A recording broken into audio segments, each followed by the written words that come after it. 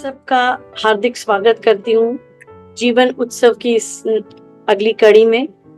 और पिछले 3 वर्षों से हम इसी दिन 5 जून, जो मेरे पिताजी श्री जीवन डालजा जी का जन्मदिन है, उस दिन एकत्र होते हैं, बातचीत होती है, कुछ संगीत होता है।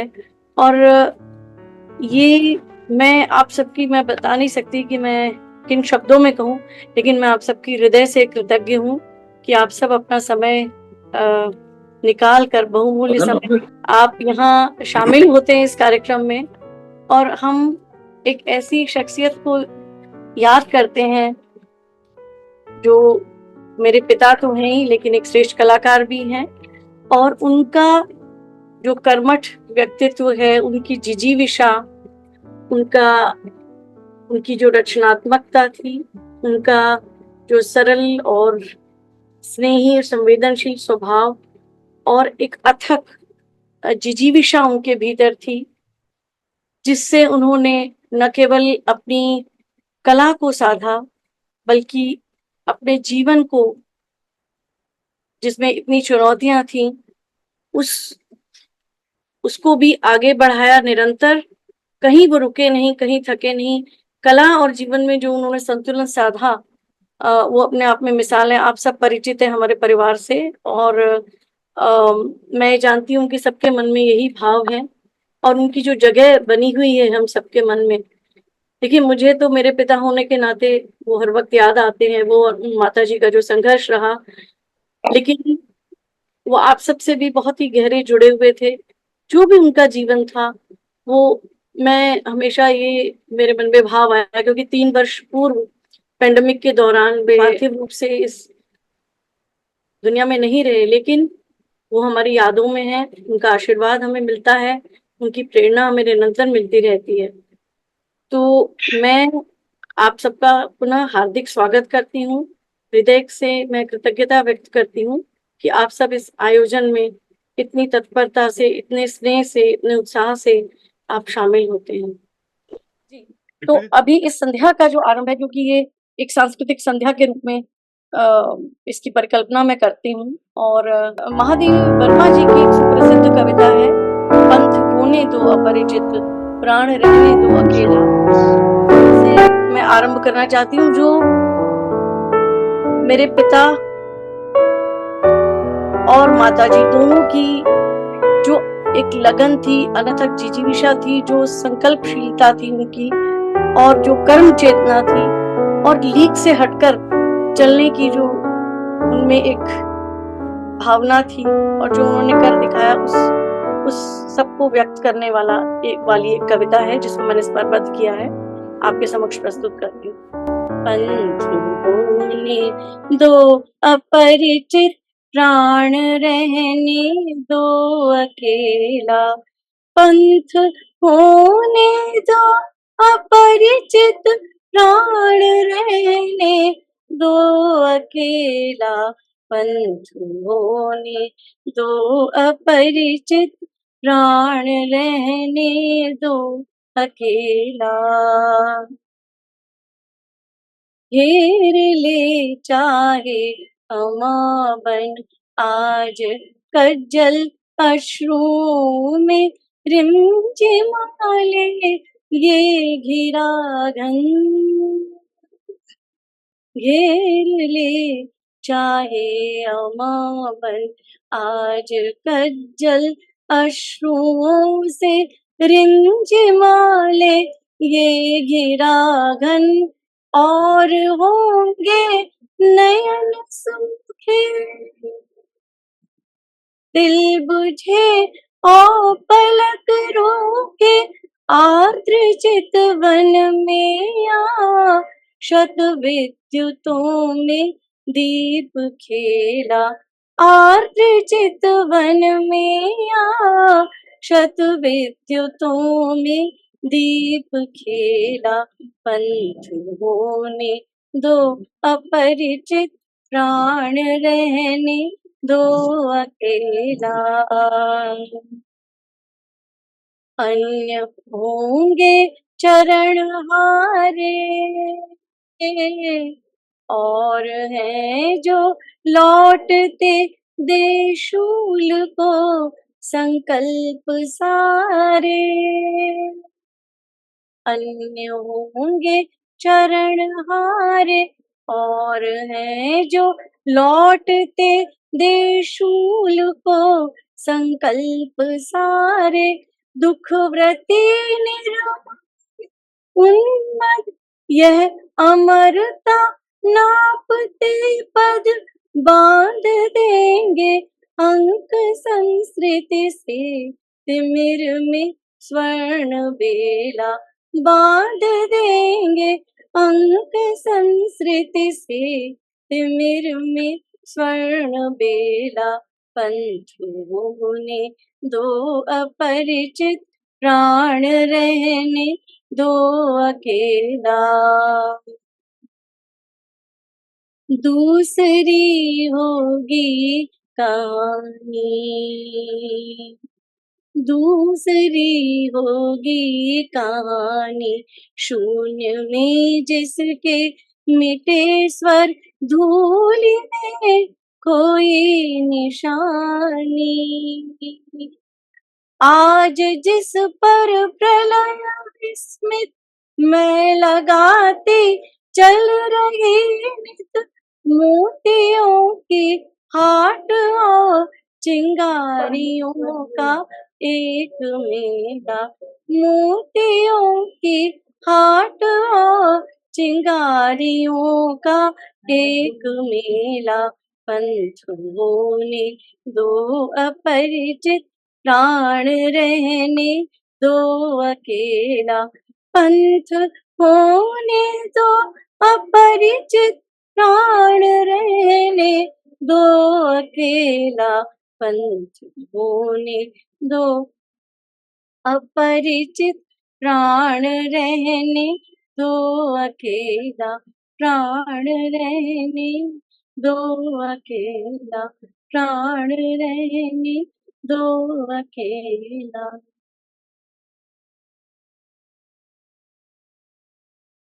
धन्यवाद। अब मैं बहुत सुंदर, बहुत बहुत धन्यवाद, बहुत बहुत धन्यवाद। बहुत बहुत सुंदर कविता का चयन भी और गायन भी आपका बहुत अच्छा था। बहुत बहुत बहुत धन्यवाद।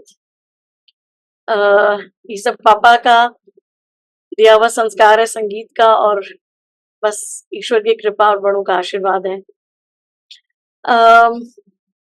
अब कार्यक्रम को आगे बढ़ाते हुए मैं एक विशेष चरण की ओर बढ़ना चाहती हूँ। हमारे पास आज हमारे बीच दो बहुत महत्वपूर्ण और श्रेष्ठ वक्ता हैं, आदरणीय प्रयाग शुक्ल जी और आदरणीय सीरज सक्सेना जी। ये दोनों ही दो पीढ़ियों का प्रतिनिधित्व एक तरह से करते हैं। आदरणीय प्रयाग शुक्ल जी मेरे पिता के समकालीन तो हैं ही, और वो एक जाने माने कला मर्मज्ञ हैं, कला समीक्षक हैं। लेखन उनका विविध आयामी है और अनेक पुस्तकों के लेखक हैं। परिचय उनका विधिवत में दूंगी, लेकिन सबसे बड़ी बात यह है कि साहित्य और अन्य कलाओं के बीच और वो जो एक परस्पर अंतः संबंध है उसके बारे में उन्होंने बहुत बात की, और अनेक स्तरों पर अभी भी वो बहुत ही सक्रिय और रचनाशील है।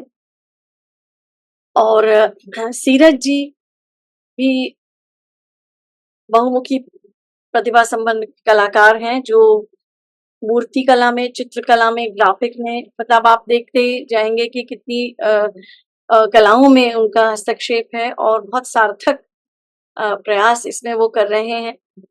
और वो भी आज हमारे बीच हैं, वो भी एक प्रतिष्ठित लेखक हैं। तो मैं सबसे पहले सीरज जी को आमंत्रित करती हूँ, लेकिन उससे पहले मैं प्रकृति से अनुरोध करती हूँ कि वे एक विधिवत परिचय दें हमें सीरज जी का। बहुमुखी प्रतिभा संपन्न चित्र एवं दृश्य कलाकार सीरज सक्सेना समकालीन कला में एक जाना पहचाना नाम है। चित्रकला, ग्राफिक आर्ट और सिरामिक आर्ट के अतिरिक्त वे लकड़ी और धातु की मूर्तियां गढ़ने में भी सिद्धहस्त हैं। भारत के कुछ सबसे प्रतिभाशाली कलाकारों की लीग में सीरत जी को जो चीज अलग करती है वह है समकालीन परिदृश्य में ग्रामीण और आदिवासी सौंदर्य तत्वों को जोड़ने की उनकी कलात्मकता। वे इंदौर में जन्मे और पले बढ़े और 1993 में इंदौर के ताज आर्ट्स गैलरी में अपनी कला यात्रा की शुरुआत की। इस दौरान वे वहीं से शासकीय ललित कला महाविद्यालय से बीएफए कर रहे थे। उन्होंने Japan, Poland, London, Serbia, Nepal, Lithuania, Latvia, Thailand, Germany, Indonesia, Spain और भारत जैसे कई देशों में राष्ट्रीय और अंतर्राष्ट्रीय कला प्रदर्शनियों और सेरामिक कला संगोष्ठियों में भाग लिया है। उन्हें येंग सिरेमिक संग्रहालय ताइवान द्वारा एक कलाकार के रूप में भी आमंत्रित किया गया था। वे कुवैत व दक्षिण अफ्रीका में कला परियोजनाओं के कमीशन में शामिल रहे हैं और अपनी कला के माध्यम से 22 से अधिक देशों की यात्रा कर चुके हैं। उन्होंने हिंदी में 4 पुस्तकें भी लिखी हैं, जिनके शीर्षक हैं सिमिट सिमिट जल, आकाश एक ताल है, किस्से साइकिल के और कला की जगह। उनके लेख कई प्रतिष्ठित हिंदी पत्रिकाओं और दैनिक समाचार पत्रों आदि में प्रकाशित होते रहते हैं। उन्होंने आरोही, स्टिकमैन के गैर सरकारी संगठनों द्वारा बच्चों और वयस्कों के लिए कुछ कला कार्यशालाएं भी आयोजित की हैं। वे एक सक्रिय साइकिल चालक हैं और पर्यावरण, कला शिक्षा और दैनिक जीवन में सौंदर्य शास्त्र के महत्व के प्रति उनके गहरे सरोकार हैं। उनका मानना है कि कला जीवन की खुशहाली को बढ़ाती है। उनके लिए कला अहिंसा, शांति, प्रेम और करुणा के साथ जीने का एक तरीका है। वे नाद विस्तार, माया एंकर फाउंडेशन, मेरा रंग, साथी, सृजन, एक सोच व जानकी पुल आदि समाज सेवी संस्थाओं से जुड़े हैं। इन दिनों वे वैशाली, गाजियाबाद में रहते हैं। मैं सीरत जी को आमंत्रित करती हूँ। शुक्रिया प्रकृति, शुक्रिया प्रीति जी। हम लोग आज जीवन अदालजा जी को उनके जन्म दिवस पर याद कर रहे हैं। मैं इस प्रोग्राम में शामिल हूँ, मुझे इस बात का बहुत हर्ष है और बहुत खुशी भी है। जीवन जी से मैं कभी मिला नहीं हूँ, हालांकि मैं भी दिल्ली में 22-23 साल से रह रहा हूँ, लेकिन मुझे प्रयाग जी ने उनसे मिलवाया है अभी कुछ दिनों पहले ही। और ऐसे कुछ व्यक्तित्व होते हैं जिनसे आप कभी नहीं मिलते हैं, लेकिन फिर भी लगता है कि वो आपके बहुत ही करीब हैं। उनसे सुंदर, गहरा और एक दोस्ताना रिश्ता आपको महसूस होता रहता है। इसीलिए इस सूची में स्वामीनाथन, कुमार गंधर, नुसरत फतेह अली खां, एम.एस. सुब्बलक्ष्मी और अडालजा जी, जिनसे मैं कभी मिला नहीं हूँ, लेकिन कभी लगा नहीं कि इनसे बहुत दूरी है। इनकी कला के या सुरों के माध्यम से इनसे हमेशा नजदीकी महसूस करता रहा हूँ। अडालजा जी के काम को मैंने अभी पिछले 1 हफ्ते से लगातार बहुत अच्छे से देखा है और उनके काम, उनके उस वक्त के दृश्य नोट्स की तरह मैं देखता हूँ कि किस तरह की उनमें उस दौर के जो कलाकार रहे हैं, उनके साथी, वो बम्बई में भी रहे हैं जहां से उन्होंने कला शिक्षा ली है। बम्बई का एक उस वक्त एक अलग ही कला का दृश्य हुआ करता था। और फिर दिल्ली आए, दिल्ली में आने के बाद कुछ अनेक संस्थाओं में उन्होंने, प्रतिष्ठित संस्थाओं में काम किया और अपने दफ्तर में भी जब भी समय मिलता था तो वो रेखाओं से अपने कागज पर कुछ न कुछ कृतियां बनाते रहते। तो उनका जो स्वभाव रहा होगा, मुझे लगता है कि वो काफी चंचल किस्म के व्यक्ति रहे होंगे। हालांकि उनको देखने से लगता है कि बड़े सौम्य और हंसमुख चेहरा, उनको उनको उनका चेहरा देख के मुझे अंबादास जी की भी हंसी याद आती है। वही बाल हंसी जो अंबादास के चेहरे पे मुझे नजर आती है, वही अडालजा जी के चेहरे पर भी मुझे नजर आती है। तो वही सहजता और सरलता एक कलाकार को बड़ा बनाती है, और इसी बड़प्पन की वजह से हम उन्हें आज याद कर रहे हैं। उनके चित्रों में कुछ फिगर हैं, कुछ चेहरे हैं, और कुछ खास रंगों का वो प्रयोग करते थे, जैसा कि हमें या उनके जो निकट रहे हैं चित्रकार मित्र, उनको पता होगा कि वे काले रंग को बहुत पसंद करते थे। और उसमें उनके बहुत सुंदर ड्राइंग्स भी हैं। लेकिन मैंने उनके कुछ स्टिल लाइफ और कुछ दूसरे भूदृश्यांकनों को देखा, तो मुझे एक चीज बहुत अच्छी लगी। वो प्रकृति चित्रण का जो एक संकेत जो उनके चित्रों में किसी फूल या किसी टहनी या किसी पौधे के रूप में नजर आता है। स्टिल लाइफ के भी कुछ चित्र हैं उनके, जिसमें उन्होंने किसी गमले में किसी पौधे को चित्रित किया है। ब्लैक एंड व्हाइट भी हैं और रंगीन भी हैं। तो वो ड्राइंग्स जो पौधों के हैं या पत्तियों के हैं या टहनियों के हैं, वो मुझे बहुत ही अच्छे लगे, और मैं उन्हें बहुत देर तक बार बार देखता रहा हूँ। मुझे उनमें बहुत ही आकर्षण नजर आया, उन रेखाओं। और कला, जैसा कि मेरा मानना है और उस पर मैं बहुत भरोसा भी करता हूँ, कि कला मनुष्य को सहज और सरल बनाती है।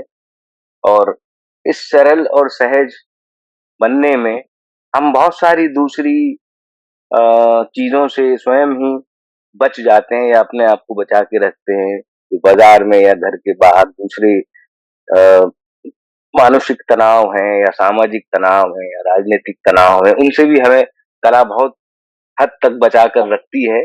और जीवन जी का भी जीवन इस तरह से सरल और सहज रहा, क्योंकि वे कलाकार थे।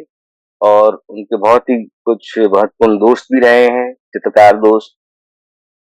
और दूसरी विशेष बात मुझे ये लगी कि वो भी एक बहुमुखी कलाकार थे। मतलब सिर्फ चित्रकारी से या सिर्फ रेखांकनों से उनका काम नहीं चलता था।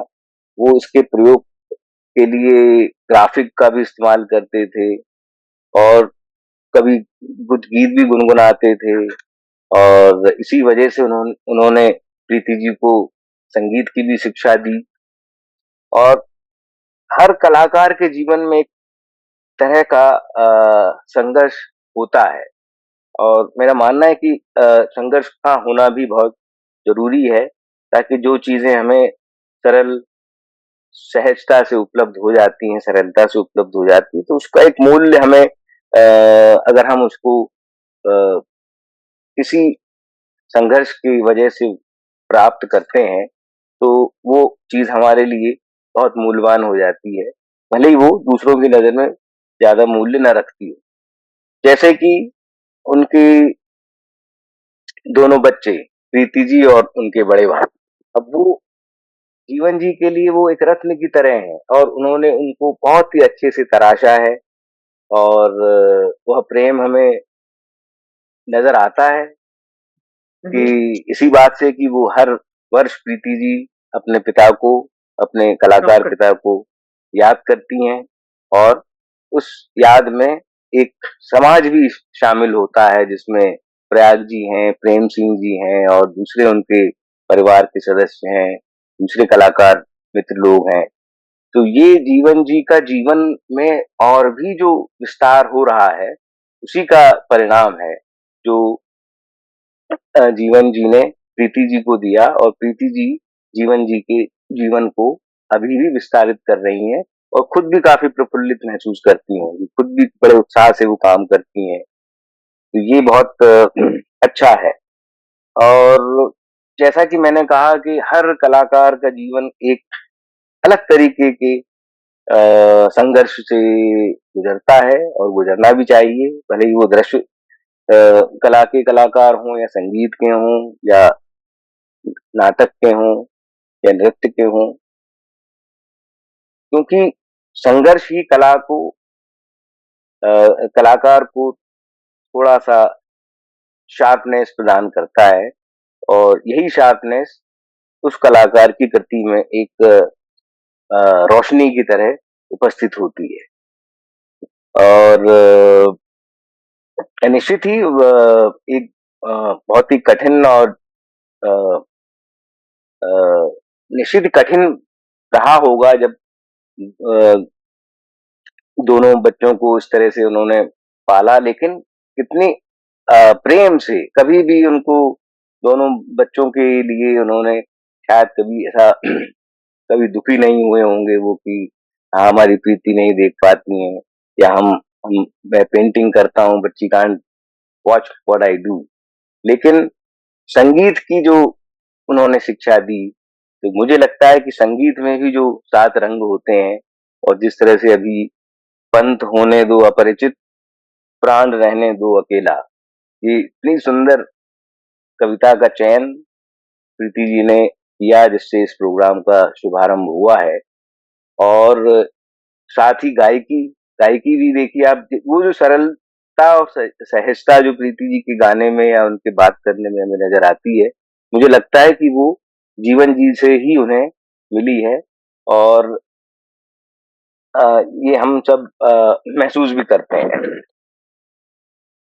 अब जैसे महानगर में हम देखते हैं कि अ, कई नगरों से कलाकार यहाँ आते हैं, कस्बों से कलाकार आते हैं, और वो सब अपने अपने नगरों में, अपने अपने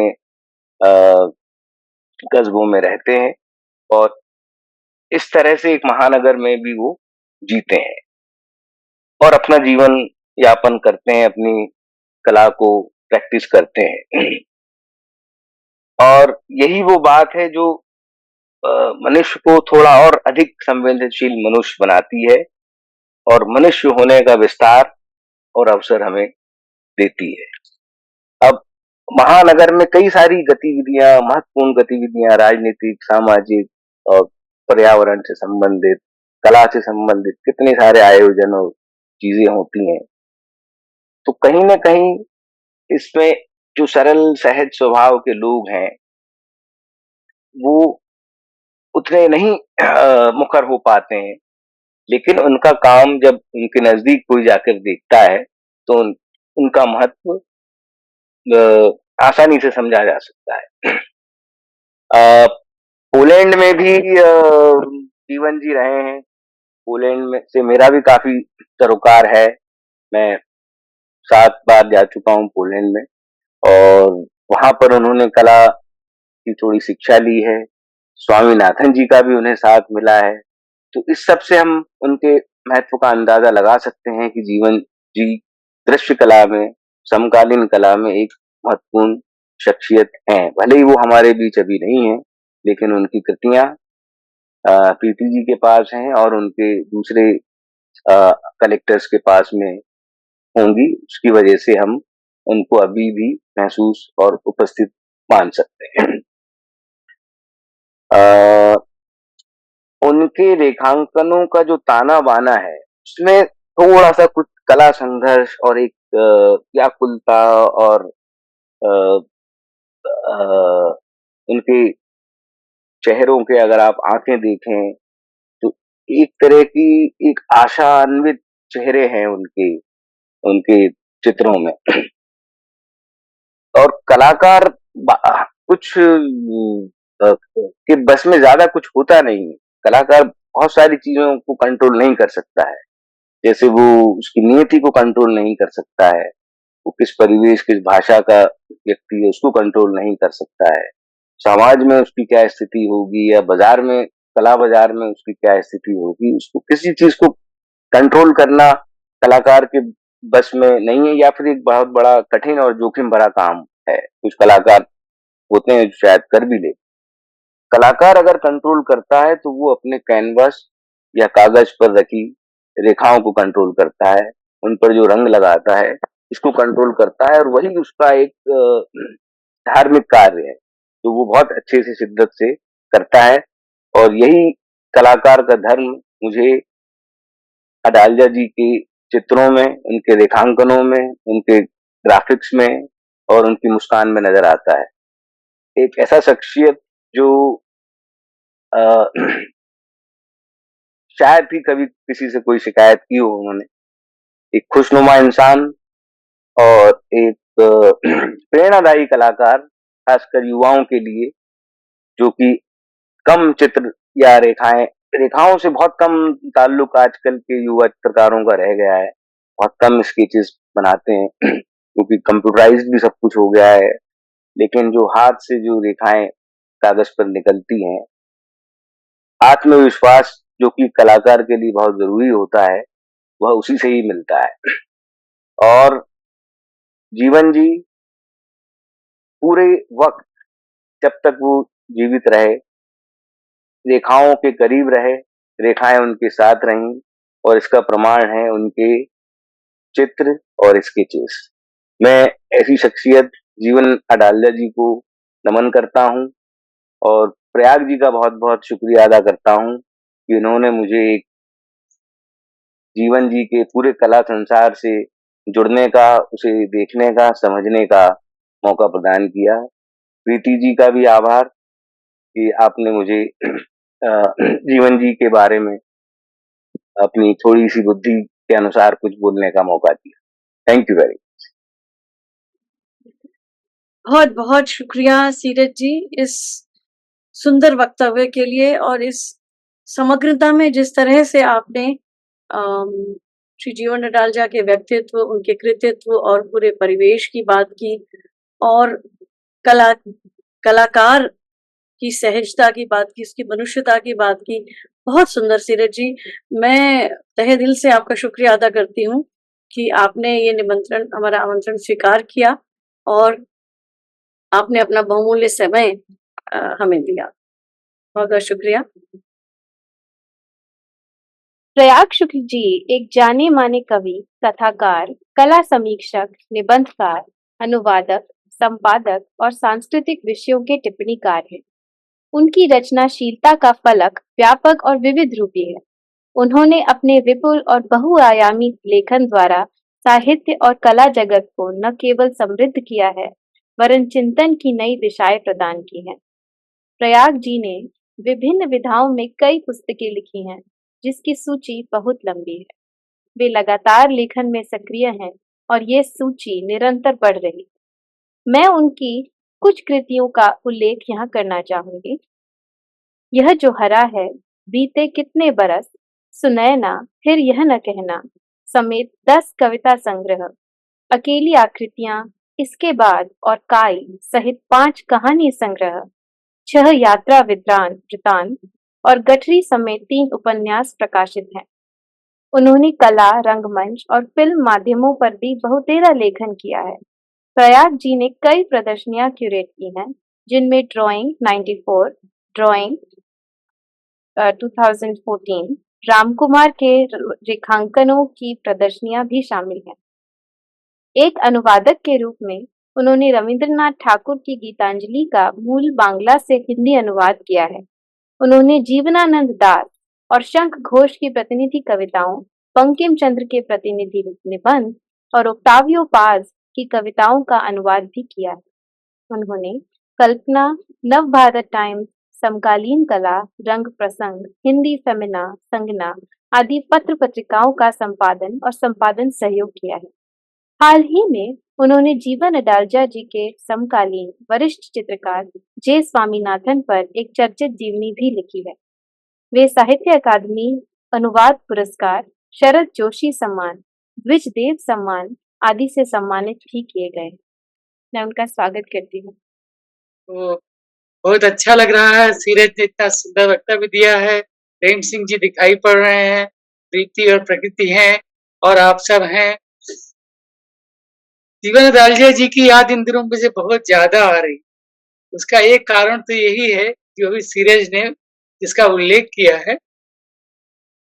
स्वामीनाथन जी पर हम लोग और किताब बना चुके हैं। वो 21 जून को रिलीज होगी दुईमल गैलरी में। वो किताब अंग्रेजी में है और उसमें स्वामी पर सामग्री है, उनसे जुड़ी हुई बहुत सारी बातें हैं। स्वामी जी ने स्वयं लिखा है कि जब वो पोलैंड में थे तो किस तरह से उनको वहाँ जीवन अदालजा जी का साथ मिला। तो वो एक बहुत सुंदर प्रसंग है, उसके बारे में उन्होंने स्वयं लिखा है, अभी उस पर ज़्यादा नहीं कुछ कहूँगा, सीरज बता चुके हैं।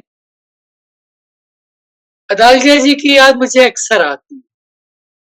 70-80 के दशक में मैं समझता हूँ कि वो इतना सक्रिय थे, दफ्तर से कई बार सीधे ही आ जाते थे प्रदर्शनियों में, रवींद्र भवन में, श्री राम सेंटर में, त्रिवेणी में, हम लोग अक्सर मिलते थे और प्रदर्शनियों में, वो बिल्कुल नियमित रूप से आते थे। और मुझे तो ऐसा लगता है कई बार वो घर न जाकर घर जाने से पहले दफ्तर से, अपने प्रकाशन विभाग वाले दफ्तर से सीधे किसी न किसी कार्यक्रम में आ जाती थी। कलाकार तो वो थे ही, पर मनुष्य के रूप में जिस तरह वो लोगों से मिलते थे, हम सबसे मिलते थे, जितना प्रेम करते थे वो लोगों से, और सहज ही बातचीत शुरू हो जाती थी।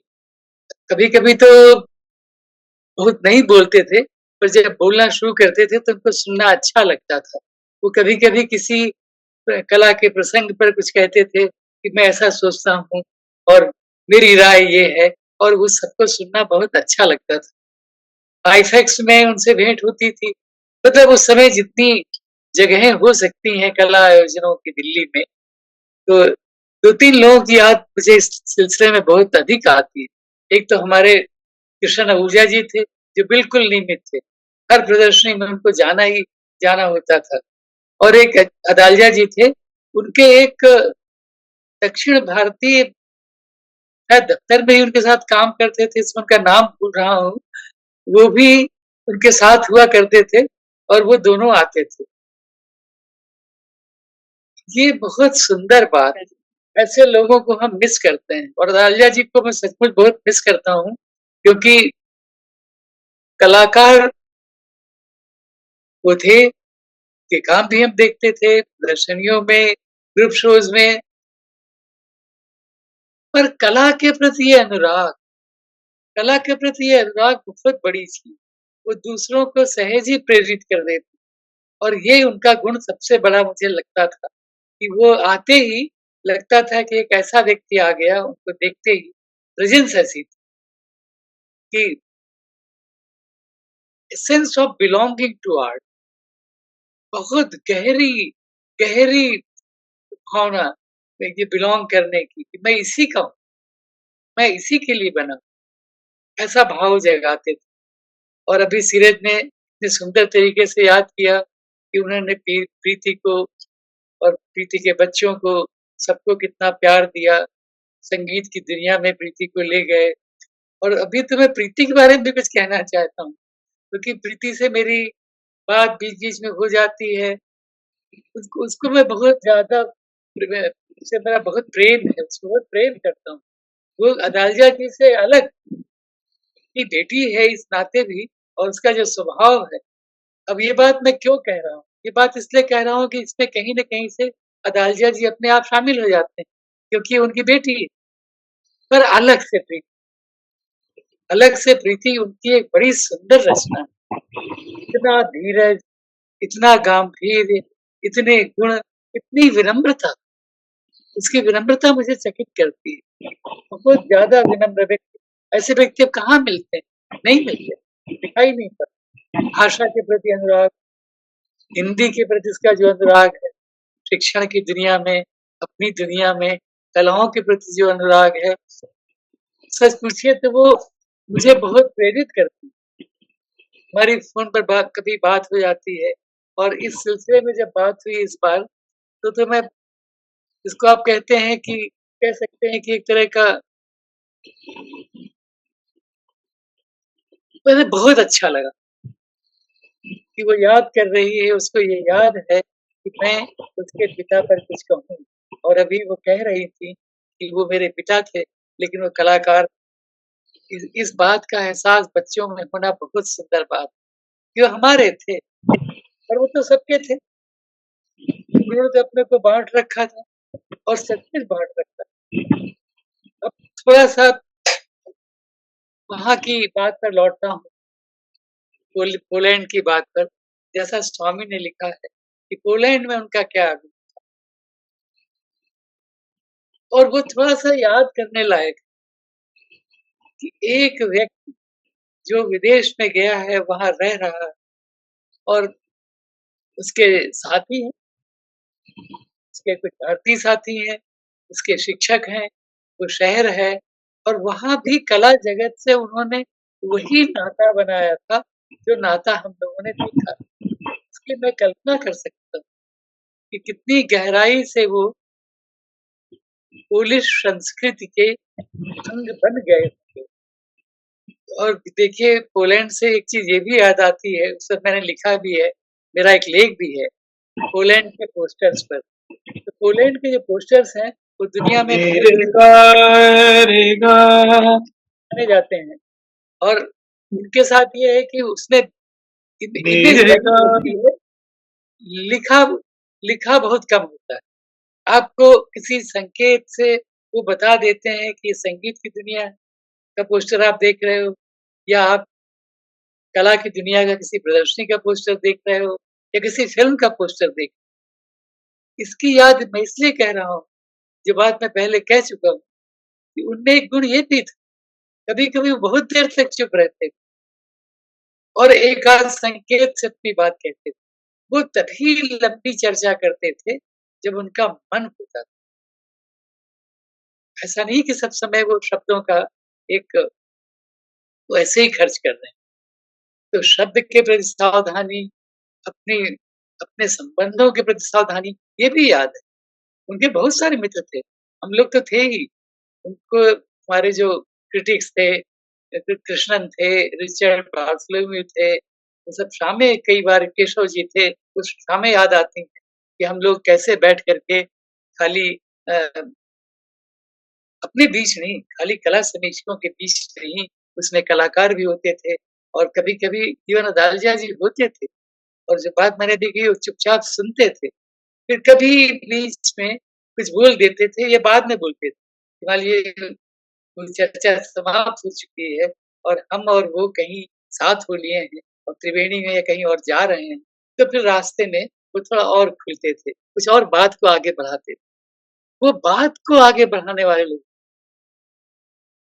इसको किसी सुंदर मुकाम तक पहुँचाने वाले लोग होंगे, ऐसा याद है। अब एक-एक विवरण तो आपको नहीं बता पाऊँगा, पर बोध को मैं बड़ी चीज़ मानता हूँ।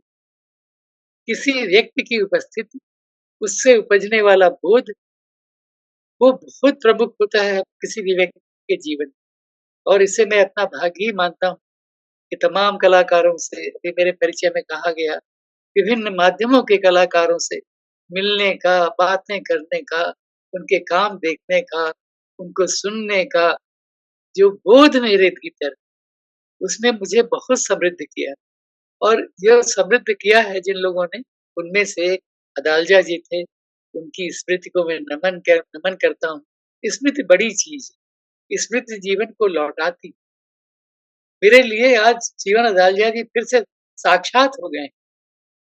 धीरज ने सुंदर बातें कही, मैंने उनको इस तरह से याद किया, प्रीति ने कुछ कहा और अभी और लोग बोलेंगे। तो ये आयोजन हम सबको, इसका नाम ही था जीवन अदालजा।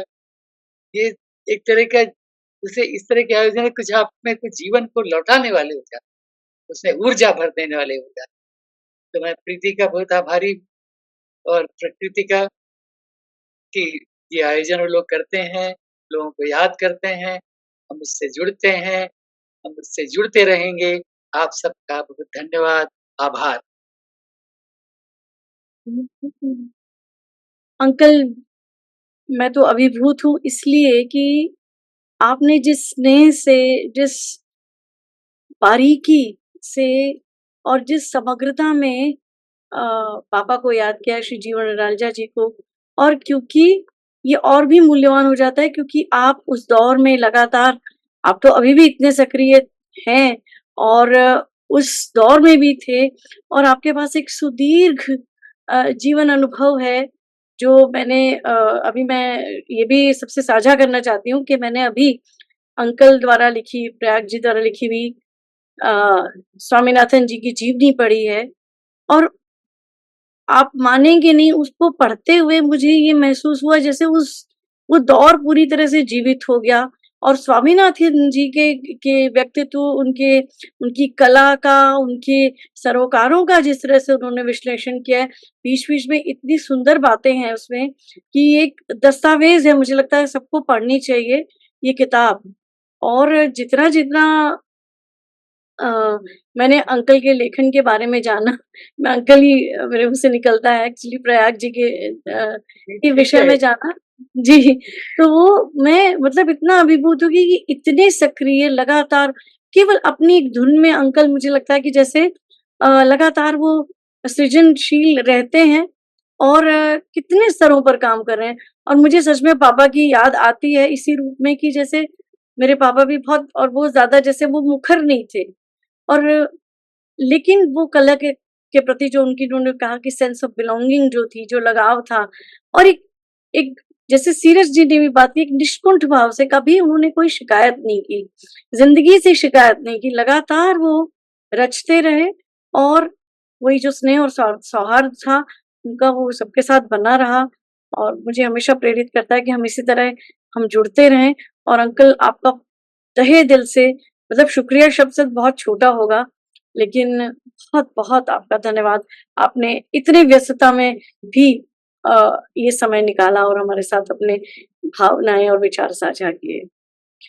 अ, अब मुझे लगता है कि हम हमारे अपने जो स्वजन हैं यहाँ पर, और भी यहाँ पर जुड़े हुए हैं, अ, उनमें से मैं अनुरोध करूँगी, मैं पहले ये भी चाहती हूँ प्रकृति कि एक बार आप मुझे अ, लगभग बताएँ, क्योंकि मतलब सब लोग हमारे अपने ही जुड़े हुए हैं, तो मुझे एक आइडिया, क्योंकि आप तो देख पा रही हैं कि कौन-कौन लोग जुड़े हुए हैं, पर मेरे लिए भी ये जानना, क्योंकि इतने स्नेह से सब जुड़ते हैं, तो जल्दी से ज़रा आप मुझे बताइए थोड़ा।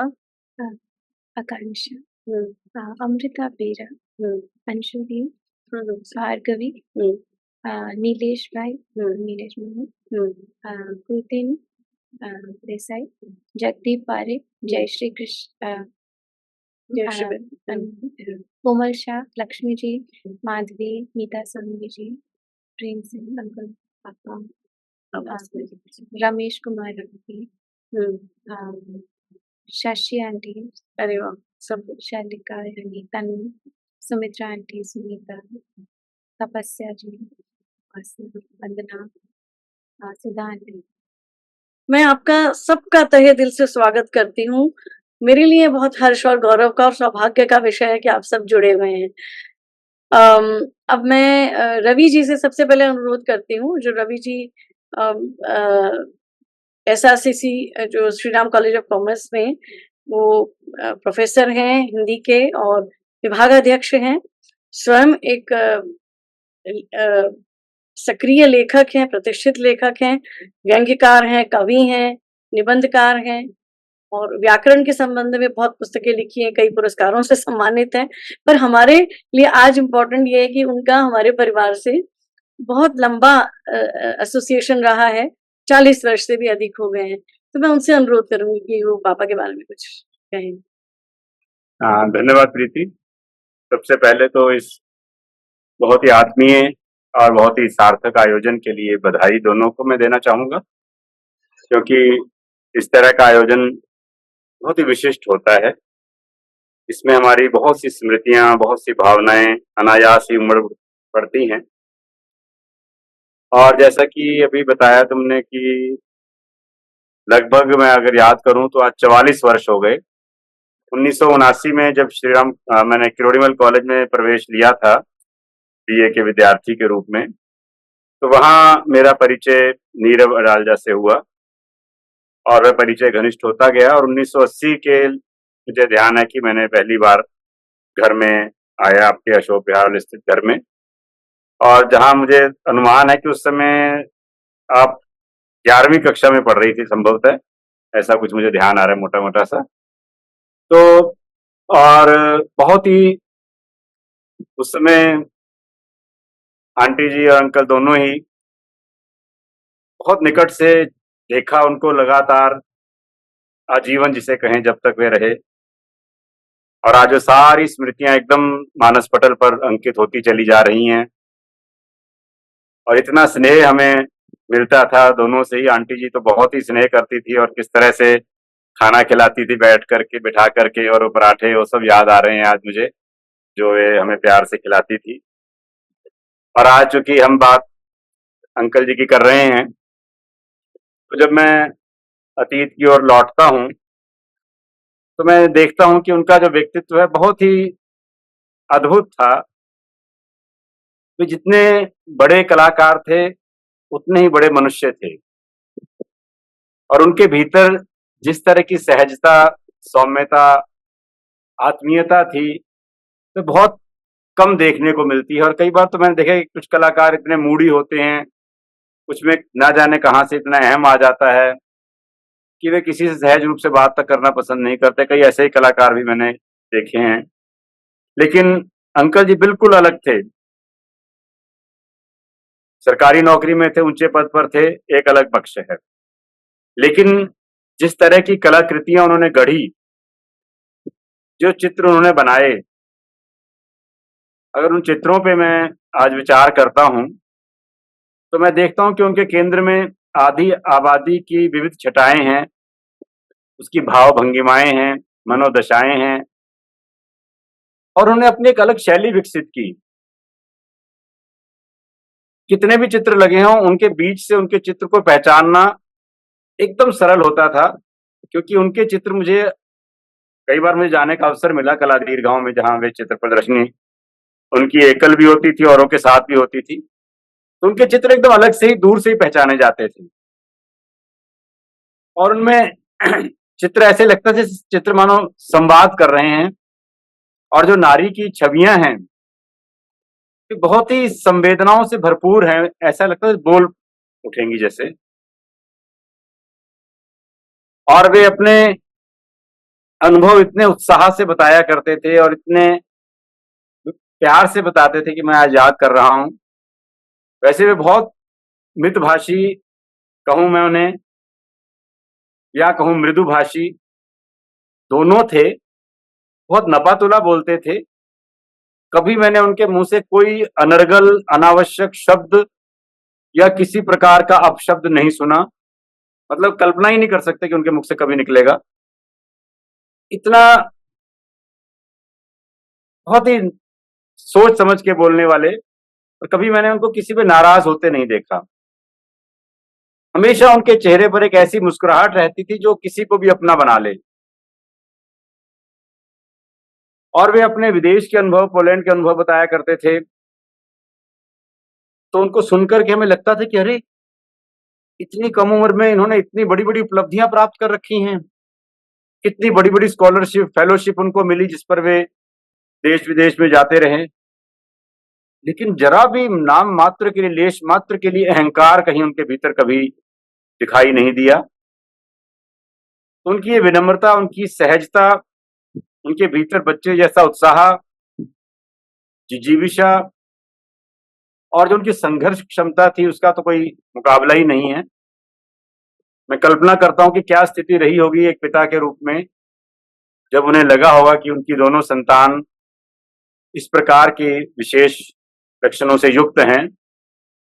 कैसे उन्होंने अपने आप को धीरज बंधाया होगा, कैसे उन बच्चों को अधिकतम ऊंचाइयों तक पहुंचाने का संकल्प लिया होगा। मैंने कहानी लिखी थी क्षितिज के पार, तो जैसा मुझे वहां अनुभव होता था उसको आधार बनाकर मैंने बहुत पहले कहानी लिखी थी उन दिनों।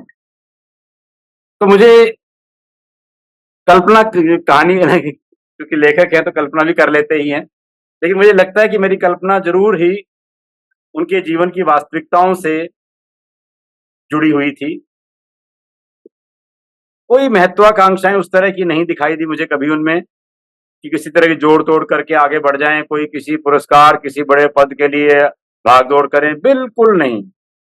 एकदम सहज जीवन जीने वाले। तो ऐसा सरल व्यक्तित्व निश्चित रूप से दुर्लभ है, और यही असली कलाकार, सच्चे कलाकार की पहचान है। क्योंकि कला तो विनम्रता देती है, कला संवेदनाओं को महसूस करने की क्षमता प्रदान करती है, और संवेदनाओं की अभिव्यक्ति ही तो कला है। तो उनके भीतर ये संवेदनाएं इतने गहरे तक बैठी हुई थी कि उनकी हर कृति में मैं देख पाता हूँ उस संवेदना को। और आज उनकी स्मृति को नमन करते हुए मुझे बहुत आश्वस्ति हो रही है कि आप बिल्कुल उनके सपनों को साकार करने में दत्तचित्त संलग्न हैं, और ईश्वर आपको इसी प्रकार की भावना, इसी प्रकार की प्रेरणा प्रदान करते रहें, और हम सालों साल उन्हें इसी तरह याद करते रहें, उनकी स्मृतियों को नमन करते रहें, उनके व्यक्तित्व से प्रेरणा लेते रहें। मेरे लिए आज इतना ही मैं बोल पाऊंगा, फिर कभी और। धन्यवाद। बहुत धन्यवाद। और आपने सचमुच सारे दिन साकार कर एकदम हमारे सामने जैसे एक रील चलती है, बिल्कुल किस तरह से आप लोग आया करते थे, आप और सुधा जी, और हम किस तरह से वो एक जीवन था, और किस तरह से एक एक हम कहते हैं ना कि मम्मी पापा भी थे और सभी लोग थे, तो बहुत अच्छा लगता था। और किस तरह से सुधा जी बैठी हैं साथ में, सुन रही हैं सारी बातें? जी, मैं उनको अभी आमंत्रित कर ही रही हूँ। सुधा शर्मा जी, तो जो अर्धांगिनी है, बेटर हाफ है, और खुद भी लेखिका हैं, रवि जी के साथ लिखती हैं, खुद अपना भी एकांकी, बाल एकांकी लेखन और व्याकरण की पुस्तकें, कविताएं, बहुआयामी व्यक्तित्व है। तो मैं उनको आमंत्रित करती हूँ। नमस्कार प्रीति, नमस्कार। और यहाँ उपस्थित सभी अपनों को भी नमस्कार। बड़ा अच्छा दिन है आज इस रूप में कि अंकल जी को याद कर रहे हैं, और ऐसा नहीं कि आज ही याद करते हैं, बल्कि अक्सर ही हम लोग चर्चा करते रहते हैं, क्योंकि उनसे तो हमें बहुत ही लगाव था और अभी भी लगाव है, और इसी का परिणाम है कि तुम लोगों से भी हमारा इतना अच्छा संबंध चल रहा है अभी तक। तो आज जो कार्यक्रम तुमने आयोजित किया है, वास्तव में एक पुत्री का अपने पिता के प्रति अथाह प्रेम का प्रतीक है। बड़ा अच्छा लग रहा है कि तुमने अंकल जी की स्मृति में हर वर्ष कार्यक्रम करने का ठाना है, संकल्प लिया है। और इसके साथ ही उनकी स्मृति में जो ये कार्यक्रम आयोजित किया है, उसका नाम सृजनात्मकता का उत्सव रखा है, यह तो बिल्कुल ही सार्थक है। क्योंकि चाहे बहुत साल पहले की बात है, सन 1984-85 में मैं जाया करती थी तुम्हारे घर पर अशोक विहार में, और वहां कमरे में जो चित्र देखा करती थी, मैं देखती ही रह जाती थी। गजब के चित्र होते थे बिल्कुल ही, और ऐसे लगते थे जैसे अभी बोल पड़ेंगे। और उसमें नारी चित्रण बहुत ही बढ़िया, बहुत ही सुंदर होता था। और वहां पर कुछ पूरी बनी जो कलाकृतियां थी, कुछ अधूरी बनी होती थी, कुछ शुरू ही हो रही थी। सभी स्तरों पर मैंने उनके चित्र देखे थे और बहुत ही अच्छे लगते थे, बहुत ही बढ़िया लगते थे। एक बार मैं प्रदर्शनी में गई थी, वहां उन्होंने दिखाया था कि माचिस के डिब्बा पर उन्होंने चित्र अंकित किए थे। गजब के चित्र थे, और मैं हैरान थी कि कैसे उन्होंने इतनी बारीकी से चित्र बनाए थे। आज भी मैं जब भी रोज पूजा करने जाती हूँ और माचिस जलाती हूँ, तो मुझे वही चित्र याद आते हैं। मतलब समझो कि उसी बहाने हर रोज दिन भर में 2 बार सुबह शाम अंकल जी को मैं याद कर ही लेती हूँ। तो बहुत ही अच्छे चित्र होते थे, और उनके चित्रों में नारी चित्रण होता था और उसमें गंभीर चित्र होते थे, लेकिन उनसे जब भी मिलती थी, उनके चेहरे पर मधुर मुस्कान देखती थी। मुझे समझ नहीं आता था कि इतने मधुर मुस्कान वाले व्यक्ति, इतने खुश रहने वाले व्यक्ति, इतने खुशी से मिलने वाले, प्रेम से मिलने वाले व्यक्ति के हृदय में कितनी गंभीरता है जो उनके चित्र में आकर व्यक्त हो रही है। तो ये है कलाकार की बात की अंदर का जो भाव होता है, जो हृदय का भाव होता है, उसे वह अपने चित्र में प्रकट करता है। और वही अंकल जी में भी देखा हमने, और अंकल जी के साथ जो भी समय हमने बिताया, कितना अच्छा बिताया। आंटी जी का तो खैर मैं हमेशा ही याद करती हूँ, हमेशा ही मैं अपने बच्चों से बात करती हूँ कि किस तरह से वे हमें अपना समझती थी और इतना अच्छा अपनत्व का व्यवहार रखती थी। तो तुम्हारे पूरे परिवार से हमें बहुत ही अपनापन मिला, और तुमसे तो मिला ही है। मैं तो अपने ससुराल का एक अंग मानती हूँ, तुम्हें तो आज भी मैं ननद ही मानती हूँ। तो बहुत ही अच्छा लगता है। कभी भी मुझे कोई भी दूर ये नहीं लगता है कि मित्र की बहन हो या मित्र हो, मुझे तो अपनी ही ननद, अपने ही बच्चे, ये प्रकृति सब लगते हैं। इसलिए बहुत ही अपनापन लगता है और बहुत अच्छा लगता है। प्रकृति के बारे में सुनती हूँ, बहुत ही खुशी होती है कि अपनी सफलता की ऊंचाइयों पर पहुंच रही है। बहुत बढ़िया कर रही हो। और मैं एक अनुरोध करूंगी कि आंटी जी की स्मृति में भी रखो ना कार्यक्रम। मैं स्वयं भी इस विषय में सोचती हूँ। हाँ। देखते हैं, या तो क्योंकि मैं इसी कार्यक्रम में एक्चुअली आज इतनी बात नहीं हो पाई, लेकिन मैं हमेशा ये महसूस करती हूँ कि मेरे माता और पिता दोनों ने जो जीवन भर जो साधना की, उसी का सुफल आज है कि मैं और मेरे भाई यहाँ तक पहुँचे हैं।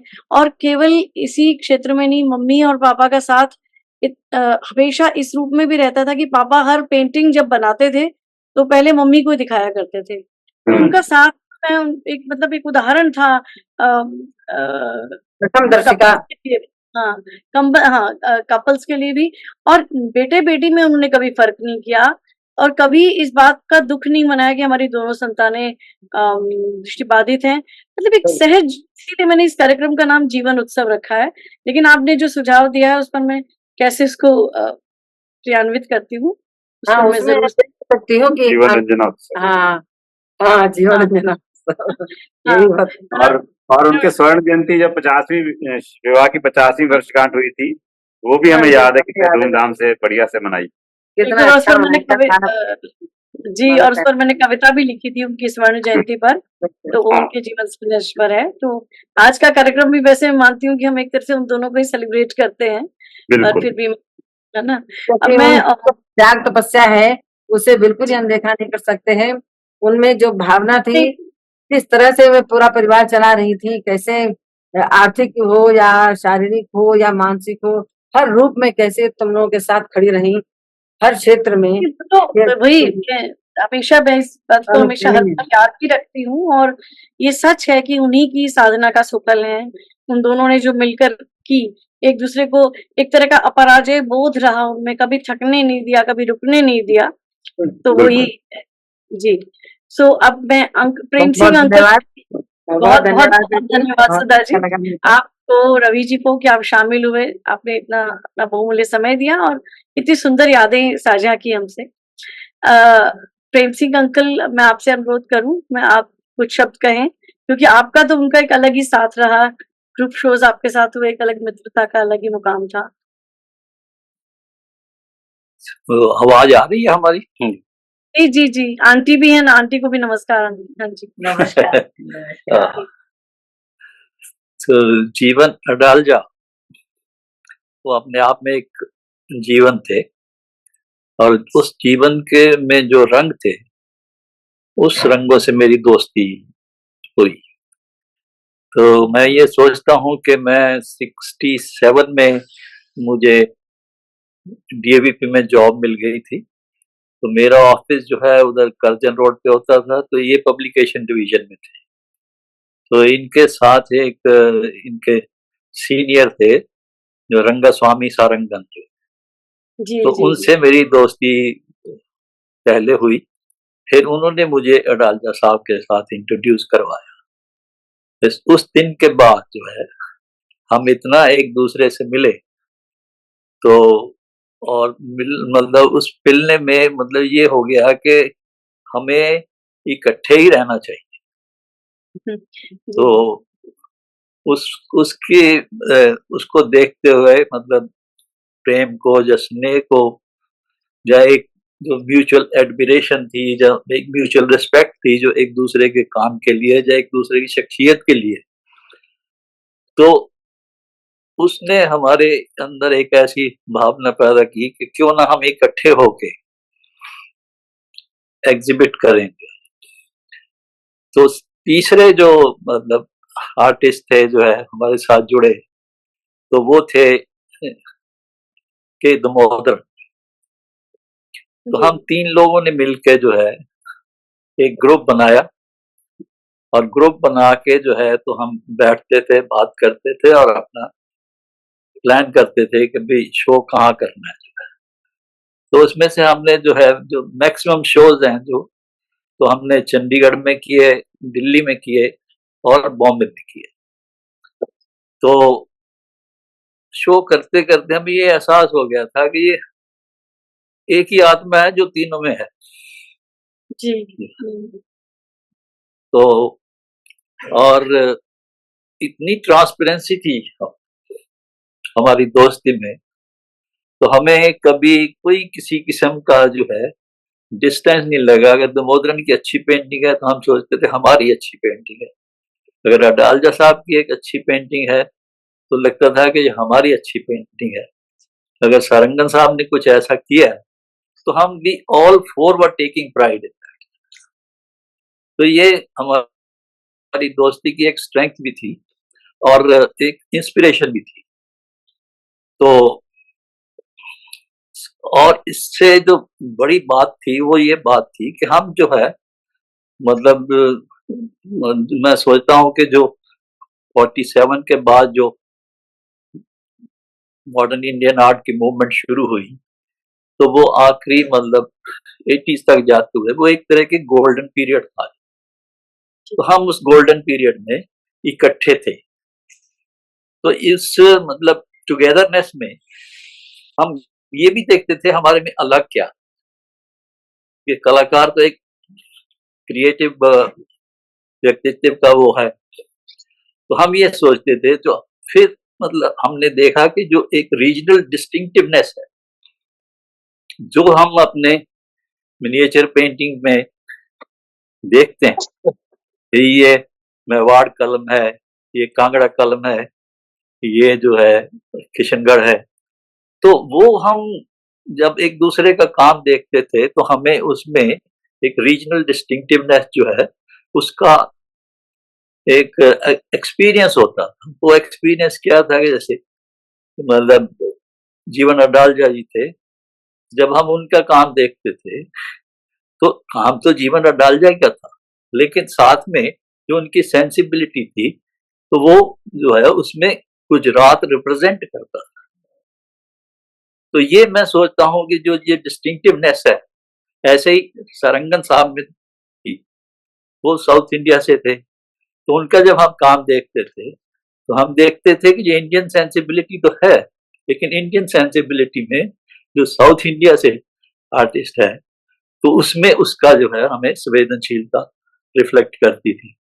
तो ऐसे ही दामोदरन साहब थे, वो केरला से थे। तो केरला से थे तो आपको मालूम है, सबको मालूम है कि केरला कितना पिक्चरेस्क्यू है। तो वो थे तो एब्स्ट्रैक्ट पेंटर, लेकिन वो लैंडस्केप का जो केरला की लैंडस्केप का जो एक बहुत बड़ा वो है प्रेरणा है, तो वो तो के दामोदरन के काम में नजर आती थी।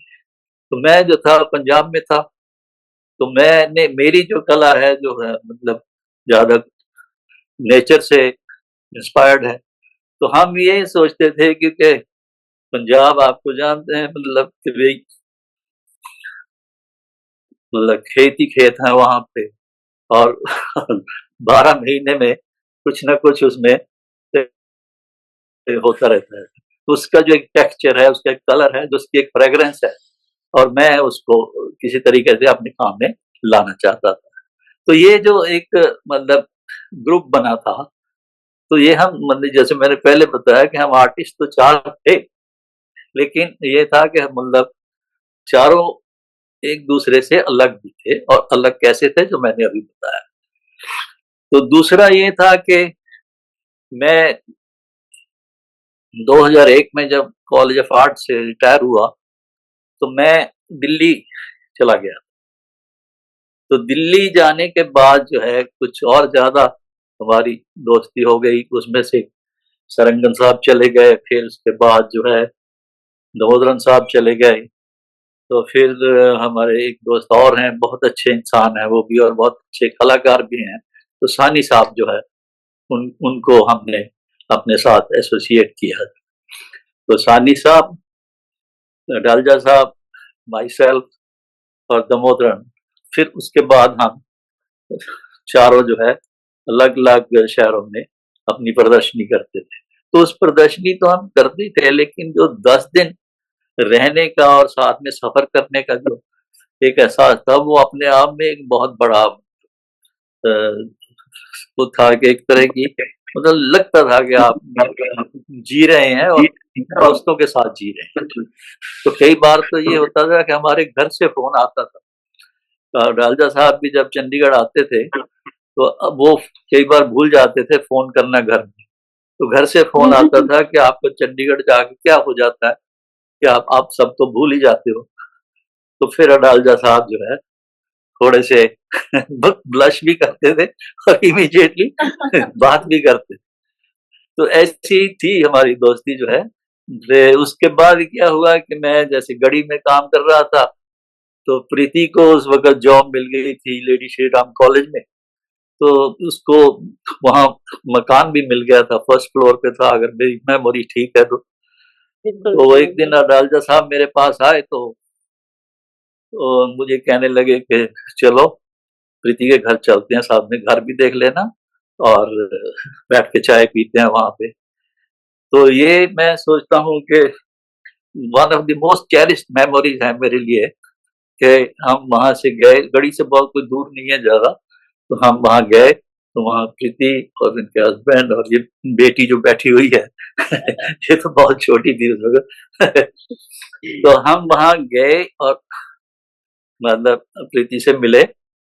और जो मुझे सबसे अच्छी बात जो मतलब मैं अभी तक उसको मतलब मेरे जहन में इतनी वो मतलब इंस्क्राइब्ड है मेरी मेमोरीज में, तो जब भी हम मतलब रिवाइंड करते हैं मेमोरीज को जो है तो उसमें ये सबसे नंबर 1 पे आती है। तो इसका मैंने एक बार जिक्र भी किया था जो है, वो ये था कि प्रीति बहुत खुश थी कि उसको नया घर मिला हुआ है। घर जो है फर्निश हो रहा था, सिर्फ दीवारें खाली थी। तो उस वक्त प्रीति ने कहा कि पापा, वो एक एक कमरे में लेके गई और एक एक दीवार दिखाई कि मुझे यहाँ के लिए पेंटिंग चाहिए, मुझे यहाँ के लिए पेंटिंग चाहिए, मुझे यहाँ के लिए पेंटिंग चाहिए। तो ऐसे मतलब घर में घूम रही थी, तो मुझे मतलब उस वक्त पता चला कि जो कला है ये जो हम मतलब जनरली सोचते हैं कि इट्स प्रोसेस ऑफ रिफाइनमेंट है जो है, तो ये मैं सोचता हूँ कि कला जो है एक अपने आप में रोशनी भी है। तो एक अंधेरे को दूर करने के लिए एक बहुत बड़ी शक्ति है। तो ये मैं मतलब अभी तक जो है वो मेरे एक्सपीरियंस का मोस्ट वैल्यूएबल पार्ट है, और जिसे मैं मतलब अक्सर जब हम बैठते हैं और जल्दा साहब का जिक्र होता है तो उसमें मैं ये शेयर करता हूँ अपने दोस्तों से, अपने परिवार से जो।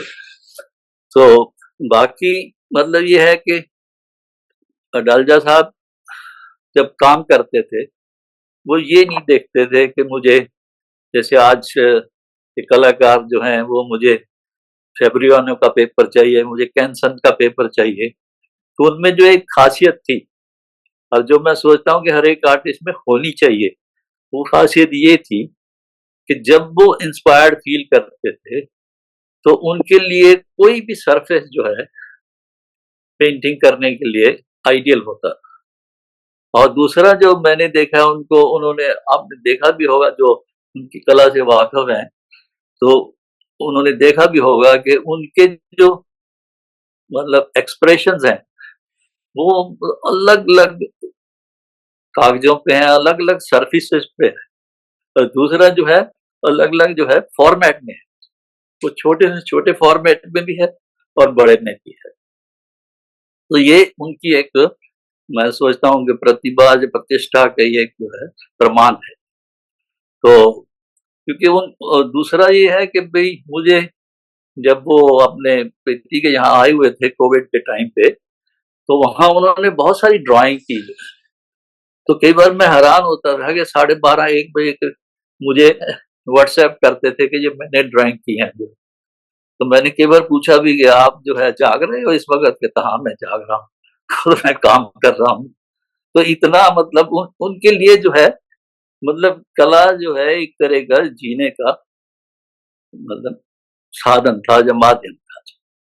तो वो कला के थ्रू ही जीते, मतलब जैसे हम कहें कि ना भी वो मतलब कला के थ्रू ही सांस लेते। तो जैसे अब हम मतलब उनके आज जन्मदिन पे उनको याद कर रहे हैं, तो अगर मैं इसको थोड़ा रिवाइंड करके वापस जाऊं तो मैं अपनी हालत की ये बता सकता हूँ कि हम जो है दिल्ली से चले हुए हैं और बॉम्बे जा रहे हैं, हमारा शो है, तो गाड़ी रास्ते में रुकी है और हम तीनों जो है गाड़ी में आ गए हैं। जीवन अडालजा जी अभी प्लेटफॉर्म पे है, गाड़ी सीटी पे सीटी बजा रही है और जीवन अडालजा जी अभी अपने डिब्बे में नहीं है। तो मुझे ऐसे महसूस हो रहा है अभी। Thank you. बहुत बहुत मार्मिक और बहुत सुंदर तरीके से अंकल अपने बात रखी है अपनी, और वो सब यादें ताज़ा हो जाती हैं। और मैं सच में शुक्रगुजार हूँ कि आपने ये सब शेयर किया हमारे साथ। और सचमुच वो एक ऐसे इंसान थे कि जो सबके दिल में अपनी एक जगह बनाते थे। और आपने जैसा बहुत सुंदर बात की कि उन्होंने एक तरह से अपनी अपनी कला को जीवन धर्मी बनाया और जीवन को एक कलात्मक रूप दिया या जीवन को कला में ढाल दिया। तो वो बिल्कुल बिल्कुल। अलग था। बहुत-बहुत शुक्रिया अंकल। अब मैं शशि शर्मा जो हमारी बहुत पुरानी, जैसे रवि जी बहुत पुराने मित्र हैं हमारे, शशि शर्मा अभी मुंबई में हैं और वो अ, हिंदी ऑफिसर रही हैं न्यू इंडिया इंश्योरेंस में, और वो भी बहुत स्नेही और हमारे परिवार से जुड़ी रही हैं। तो मैं उनसे अनुरोध करती हूँ कि वो कुछ शब्दों में अपनी बात रखें। हेलो एवरीबॉडी, क्या आप मुझे सुन पा रहे हैं? बिल्कुल, बिल्कुल, बहुत अच्छे से। मैंने the new India insurance company से मैनेजर के पद से मैं अभी सेवानिवृत्त हुई हूँ। हिंदी अधिकारी के रूप में मैं वहां गई थी। उसके बाद बीमा और इंश्योरेंस और यही सब हमारे साथ जुड़ता गया। बहरहाल इस समय मैं जब सब कुछ सुन रही हूँ तो मुझे जीवन अंकल की बहुत याद आती है, और कब नहीं आती। रवि, सुधा, प्रीति, नीरव और मैं टीम होते थे। कॉलेज में घर पहुंचते थे, कितना शोर होता था और ऐसा लगता था कि हम उसी घर के बच्चे हैं। कभी ऐसा लगा ही नहीं कि हम अलग हैं। एक घर जैसे घर में पहुंच के हम खुश हो जाते हैं, तो ऐसे ही हम आप लोगों के घर में पहुंच के खुश हो जाते थे, एकदम चहकने लगते थे। तो वो वाला माहौल देना, ऐसा होना, ये बहुत ही अनोखी चीज है जो मैंने कहीं नहीं महसूस की अपने घर के अतिरिक्त। तो अपने घर के अतिरिक्त एक घर पाना एक बहुत बड़ी बात है। उस समय जो पहली बार जब मैं जीवन अंकल से मिली, इतनी, और उनकी उनकी जब मैंने चित्र देखे कि वे पेंटिंग करते हैं और इतने बड़े कलाकार हैं, ये जानकर मुझे मैं बड़ी चमत्कृत हो गई। और उनकी इतनी बड़ी बड़ी इतनी सुंदर पेंटिंग जब मैंने हॉल में देखी तो मुझे बहुत ही अच्छा लगा, एक सुकून सा मिला, एक अलग चीज मेरी जिंदगी में आई कि ये कला जो है ये कितना प्रभावित कर सकती है हम लोगों को। और ऐसा महसूस करते हुए मैं अक्सर उनसे बातें करती थी कि ये जो दो लड़कियों के फेस हैं अंकल, ये आपने कैसे सोच के बनाए, क्या स्थिति थी और क्या देखा। तो वो उसके पीछे की कहानी भी बताते थे मुझे कि ये दो स्त्रियां वहां बैठी थी और इस तरीके से उनका वो आपस में बात कर रही थी। ये ग्रामीण स्त्रियां हैं। तो मैंने उनको इस तरह से देखकर इस तरह से उकेरा, और मैं इतनी इस मामले में क्यूरियस थी कि जब भी कोई उनकी नई पेंटिंग आती थी तो उसको मैं बहुत ही बारीकी से देखने की कोशिश करती थी। हालांकि मैं कोई कला मर्मज्ञ नहीं हूँ, लेकिन इतना चमत्कृत करती थी उनकी चित्रकला मुझे। कलाकार थे वे, और न केवल भारत के, वो तो ग्लोबल फेम के कलाकार थे। तो ऐसे व्यक्ति से अनायास ही जुड़ जाना ये मेरे लिए बड़ा सौभाग्य रहा, और जुड़े रहना।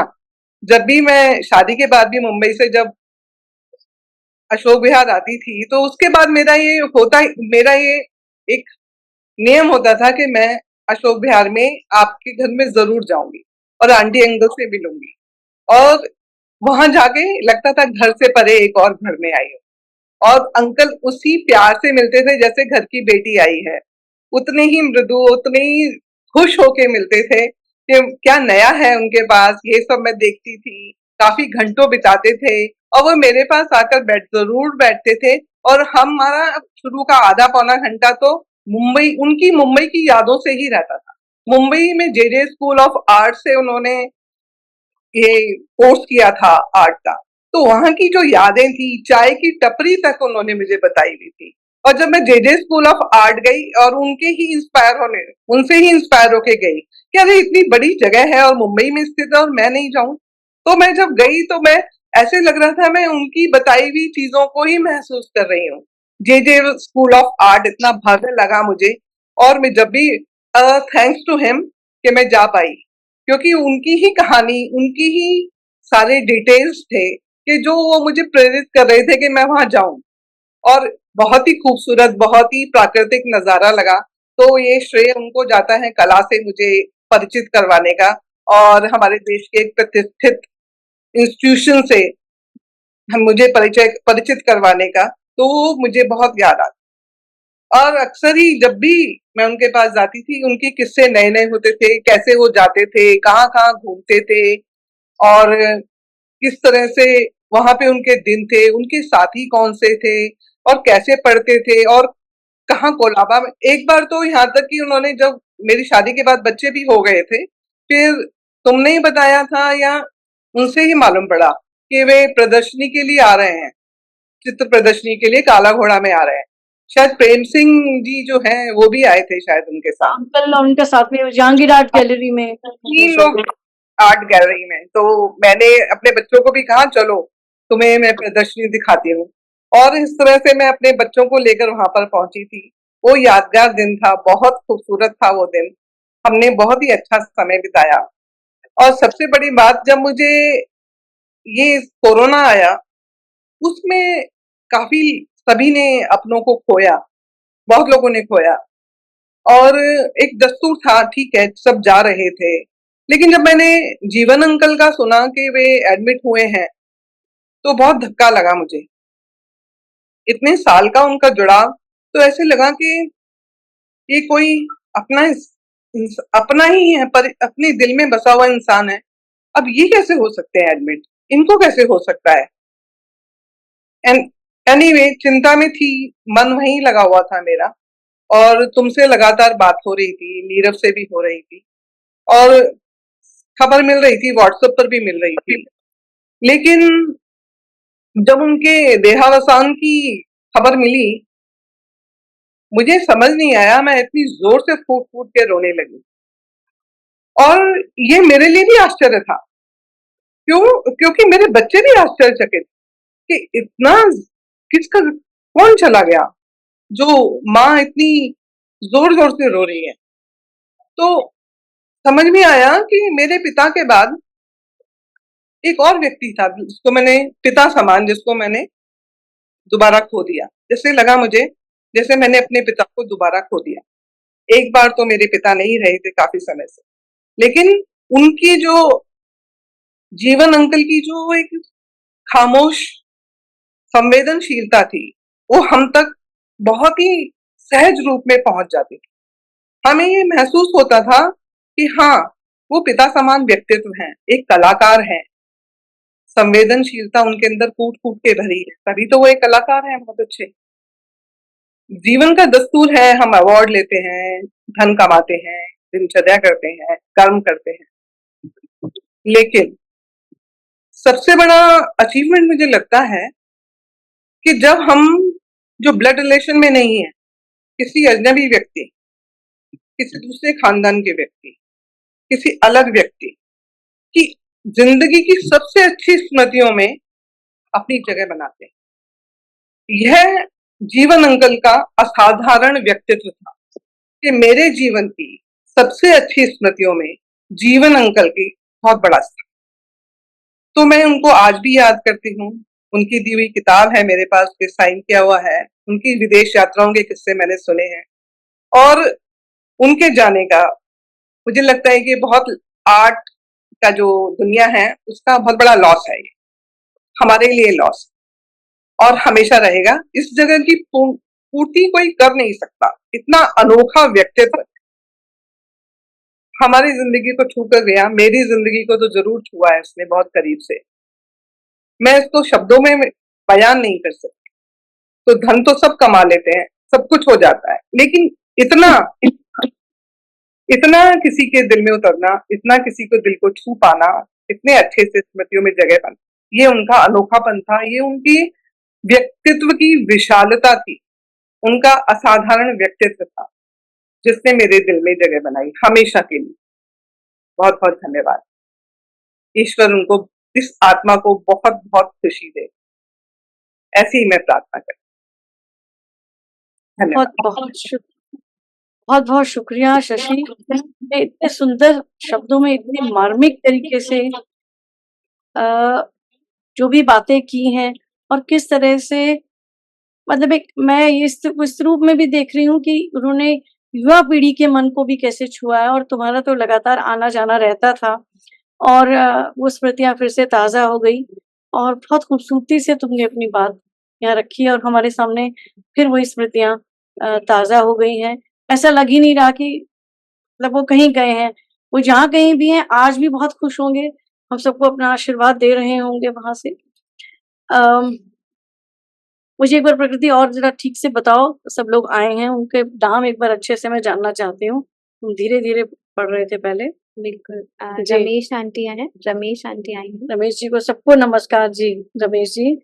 और सुनीता आंटी हैं, मीता सांगवी आंटी हैं, लक्ष्मी दी हैं, महक, कौशिक मेरी दोस्त है, अरे वाह। रवि अंकल, सुधा आंटी तो हैं ही, सूरज सर हैं, अनुजा है मेरी दोस्त, आकांक्षा है, प्रकृति के मित्र भी जुड़े हैं, अनुजा और महक है, आस्था भी जुड़ी थी, और आकांक्षा का भी मैं जिक्र करूँ क्योंकि आकांक्षा ने मेरे पापा पर, श्री जीवन राजा पर, उन्होंने पीएचडी का अपना रिसर्च भी किया था मेरठ यूनिवर्सिटी से, तो उनका भी बहुत अच्छा काम है उन पर। और कृतिन देसाई, हाँ कृतिन राजकोट से, हाँ। मतलब अलग अलग जगहों से जुड़े हैं, कोई यूएस से हैं, कोई गुजरात से हैं, कोई मुंबई से हैं। नीलेश मामा है गुजरात से जी, नीलेश। और माधवी है, भार्गवी है, भार्गवी मेरी कुलीग है पॉलिटिकल साइंस में, कोमल शाह, हाँ, एंड और शालिका और तनु दी हैं, और एक और है मुझे लगता है बॉम्बे से शायद है, उनका नाम तो फोन का नाम है, बट अच्छा, जो भी हमारे आत्मीय जन हैं, हाँ, उन सबका जय श्री बहनों, हाँ, सबका तहे दिल से बहुत शुक्रिया और स्वागत। और मतलब आप लोग जुड़ते हैं तो ये सार्थक होता है आयोजन। अब मैंने सोचा तो था कि क्योंकि पापा की कुछ ओल्ड बॉलीवुड मेलोडीज उनको बहुत लगाव था, और वो संस्कार उन्होंने मुझे भी दिया, और क्योंकि वो सुनते रहते थे तो मेरे दिल में भी वो बस गई थी चीजें। तो मैं अगर समय है तो एक दो गीत मैं रख सकती हूँ, अगर है। Thank you so much Meeta ji for your kind words. प्रकृति को ऑन करो बस उनके, क्योंकि वो संगीत मतलब एक जीवन संगीत, अगर मैं कहूँ, जीवन से संगीत को अलग नहीं किया जा सकता, और उनके बहुत करीब था वो संगीत। तो मैं एक दो गीत आपके सामने प्रस्तुत करती हूँ। हमारे बाद अब महफिल में अफसाने बयां होंगे, बहारे हमको ढूंढेंगी, न जाने हम कहाँ होंगे, बहारे हमको ढूंढेंगी। इसी अंदाज से झूमेगा मौसम, गाएगी दुनिया, इसी अंदाज से झूमेगा मौसम, गाएगी दुनिया मोहब्बत फिर हंसी होगी, नजारे फिर जवां होंगे, मोहब्बत फिर हंसी होगी, नजारे फिर जवां होंगे, बहारें हमको ढूंढेंगी।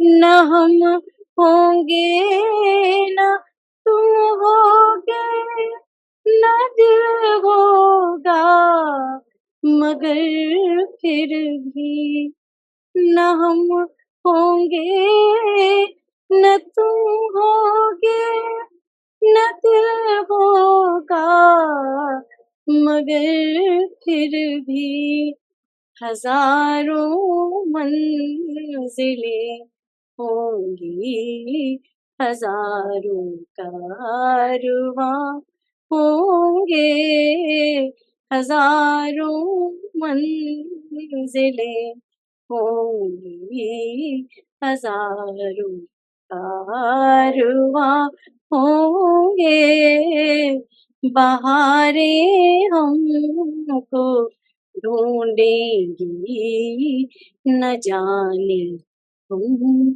कहाँ होंगे, बहारें हमको ढूंढेंगी। बहुत बहुत धन्यवाद।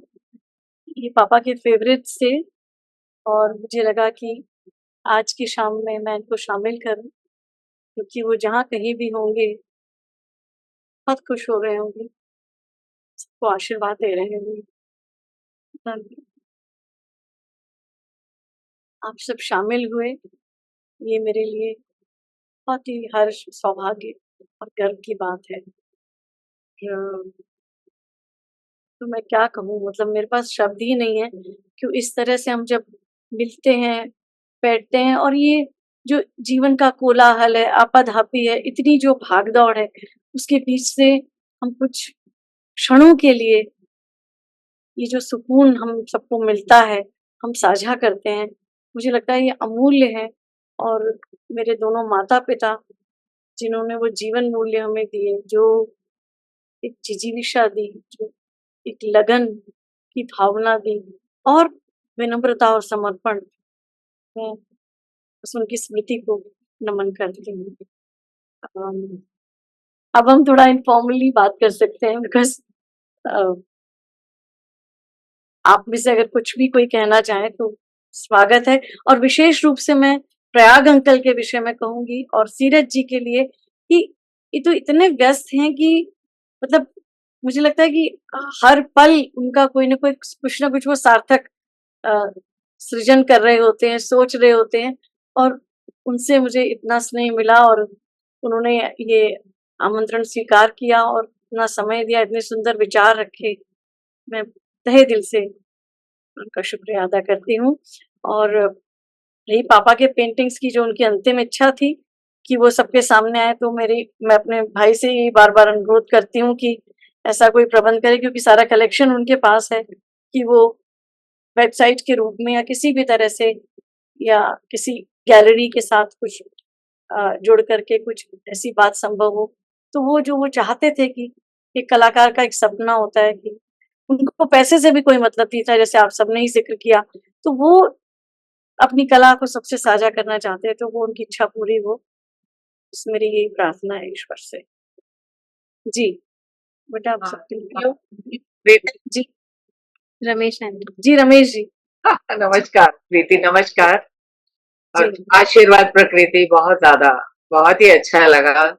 ये सारे वक्ताओं को सुन के मेरे पास आजकल जो मैसेजेस आते हैं, तो मैंने एक दो मैसेजेस को उनके साथ जोड़ा है कि वैसे तो मैं अपनी तरफ से कुछ नहीं कह पाती, लेकिन ये लिखा है कि जैसे आप पेरेंट्स की तरफ से आप ये प्रोग्राम कर रहे हैं और आप बोलते हो कि संगीत की ओर आपके पापा ने ही आपको अग्रसर किया है, तो उसके लिए ये वैसे ही है कि कभी माँ बाप की याद आए तो भाई बहन मिलकर बैठा करो, किसी के चेहरे पर माँ मुस्कुराती नजर आएगी तो किसी के लहजे में बाप।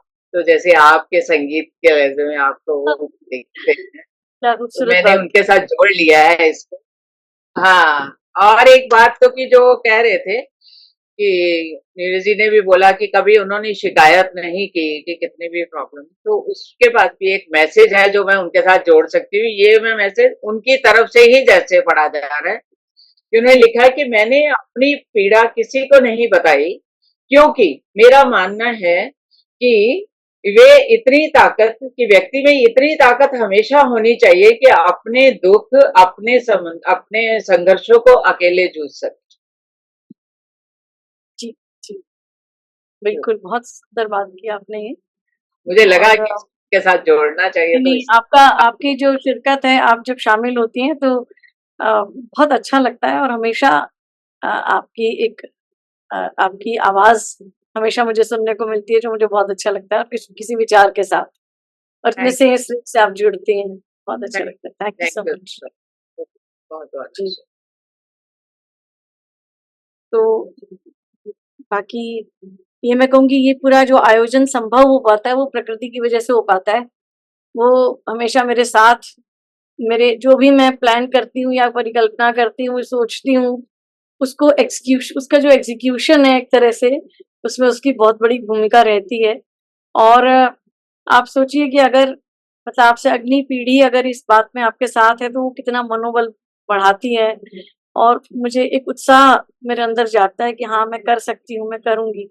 और तो अब उसको, वो तो मेरी बेटी है, तो उसको तो आशीर्वाद है बहुत, और वो भी नाना से इतनी ही ज़्यादा उसको लगाव था, नाना-नानी बल्कि दोनों से ही, और उनके संस्कार मिले हैं, और बस उसका भी कलाओं से ऐसे ही लगाव है, और बना रहे, मैं यही चाहती हूँ। और तो क्या ही कहूँ, आप सब आए, बस मुझे बहुत खुशी है इस बात की, और मतलब शब्द कम हैं, भावनाएँ ज़्यादा हैं कि मैं जितना शुक्रिया आप सबका अदा करूँ। मम्मा मैं पढ़ना चाहूंगी कुछ कमेंट्स जी, जो आए हैं। तो आवाज़ तो अपनी बढ़ाओ। तो नीलेश मामा ने कहा it is our privilege to be attending this celebration. Mahak ने कहा thank you for inviting me, I am so lucky to hear how much they all love नाना जी। मीता सांघवी जी का तो मैंने पढ़ा था। सीरज जी ने कहा बहुत सुंदर शाम, अडालजा जी के कलाकार की जगह कितने मन में है, उनकी उपस्थिति हमारे साथ रहेगी। मुझे एक मीटिंग में थोड़ी देर से जाना है। आप सबको नमस्कार। और अनुजा ने कहा है feeling privilege to be a part of this. फिर सीरज जी ने रवि जी के वक्तव्य पे कहा था कला रोशनी है, बहुत सुंदर प्रेम जी। प्रेम जी के प्रेम सिंह। सच में हम कलाकारों की यात्रा एक ट्रेन की सफर जैसी है। और फिर प्रेम जी के अपने अपने वक्तव्य की बहुत सुंदर शुरुआत की, जीवन के रंगों से दोस्ती। रवि जी का भी उन्होंने वक्तव्य बहुत सुंदर कहा। प्रयाग जी ने बहुत आंतरिकता से अपनी यादें साझा की। अमृता बेरा जी ने कहा जी, अरे आवाज हाँ हाँ बिल्कुल पहुंच रही है। Extremely, Bhargavi has said, extremely grateful to be able to attend this. Thank you so much, ma'am. I hope I was audible to everyone while I was. सुन पा रहे थे प्रकृति की आवाज? मुझे तो आप सुन पा रहे थे ना? Thank you. यस यस प्रकृति जी बहुत बढ़िया, बिल्कुल। तो बस एक मीता दीदी भी ज्वाइन कर रहे हैं, अनु दीदी ने भी अभी ज्वाइन। अच्छा, मीता और अनु भी आ गए हैं। ये भी हमारे अरण्या, मीता, अरण्या और अनु, ये मेरी गुरु की जो सुपुत्रियां हैं, मीता और अनु। और मेरे लिए एक आदर्श, मेरी एक मैम जो अब दुनिया में नहीं है, बहुत ही प्रेरक व्यक्तित्व था, डॉक्टर गीता जैन, जो दौलत राम कॉलेज से उनका साथ मुझे मिला, आशीर्वाद मिला, तो वो दोनों भी शामिल हुए हैं।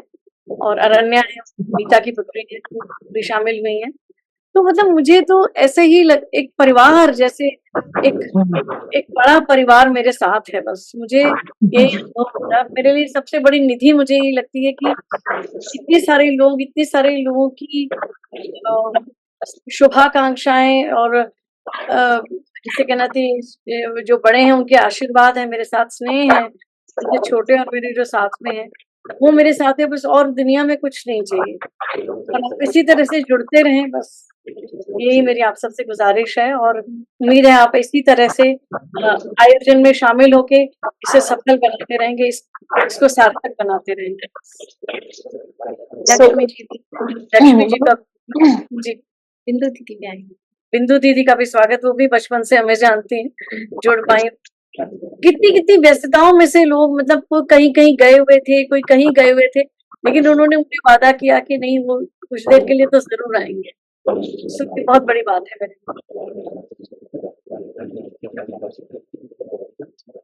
नीलेश मामा को कुछ कहना। हाँ, नीलेश भाई बोलिए। नीलेश मेरी मौसी जी के बेटे हैं, जो बड़ौदा में जो खुद एक श्रेष्ठ भरतनाट्यम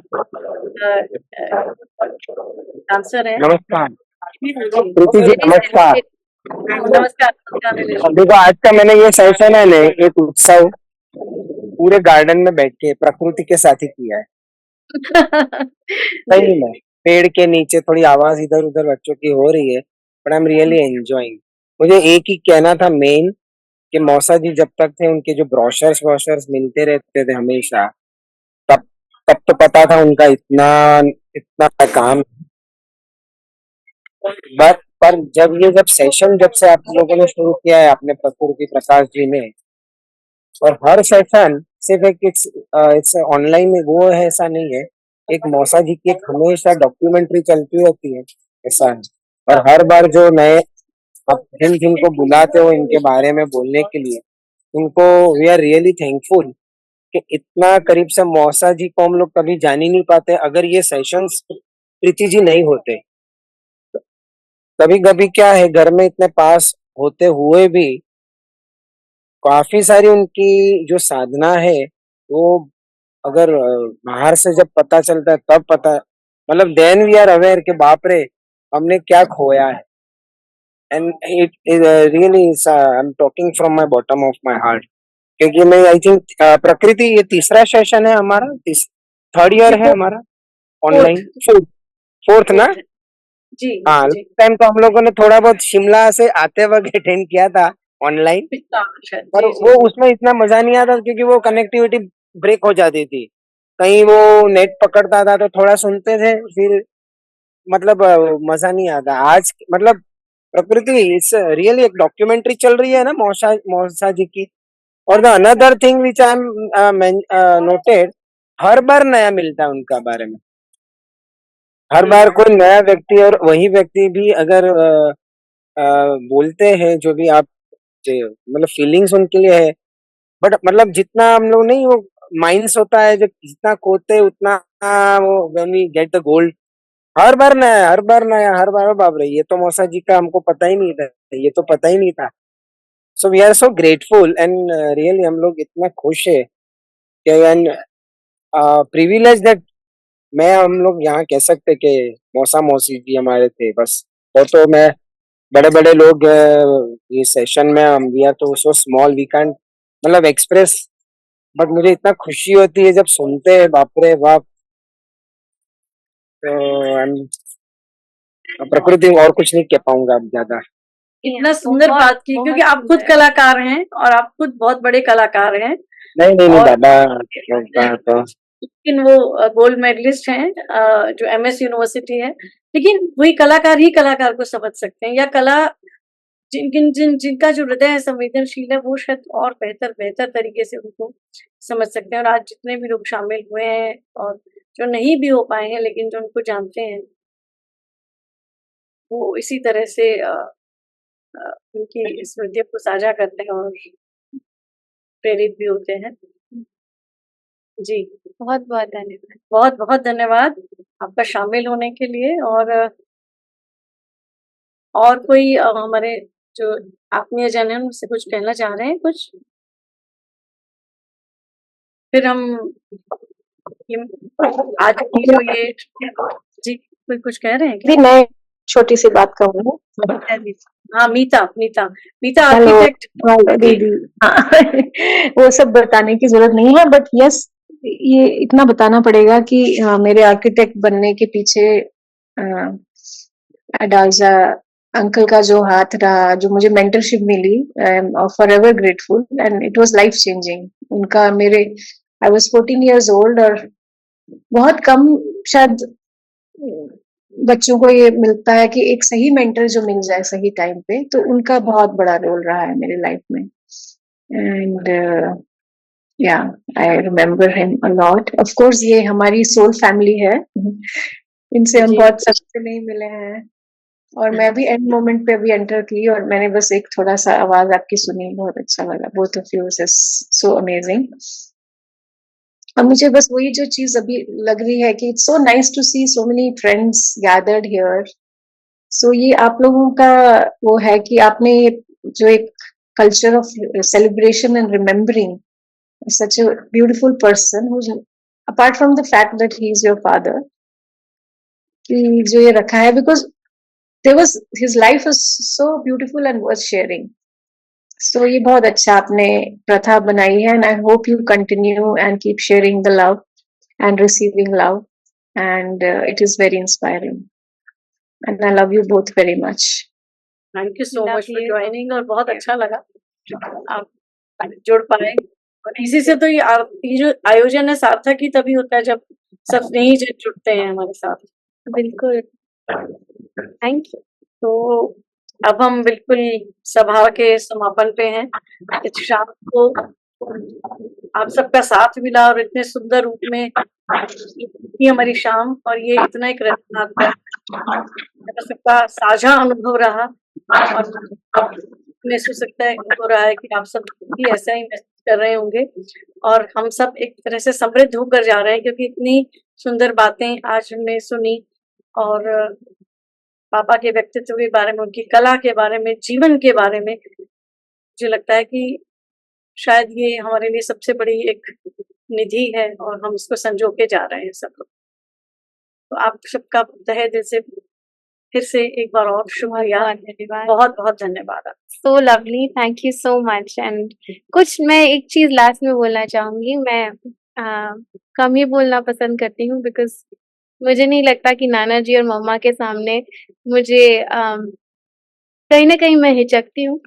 पर आज जो मेरे दोस्त जुड़े हैं जो शायद मिले भी नहीं है नाना जी से, I am very grateful and I feel कि through me they have sort of experienced which family I come from, and some of them have like short notice पे, but they are present and they feel with me, and I'm very grateful for everyone, and especially to those people who got to know them through these meetings.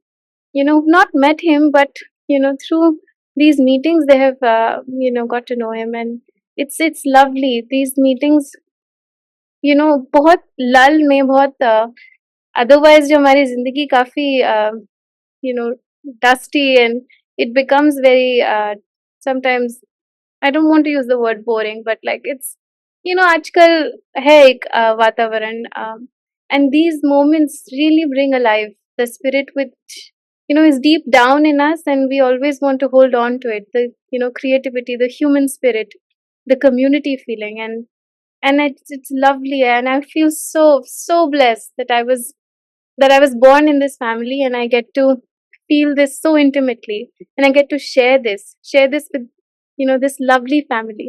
Thank you. आप सब अगर videos on कर ले तो हम एक चित्र लेना चाहते हैं, अगर संभव हो पाए तो हो पाएगा प्रकृति? हाँ, हो जरूर हो पाएगा। प्लीज आप एक बार वीडियोस ऑन कर लें अगर अपने, तो एक चित्र आ जाएगा समग्र रूप से सब लोगों के साथ।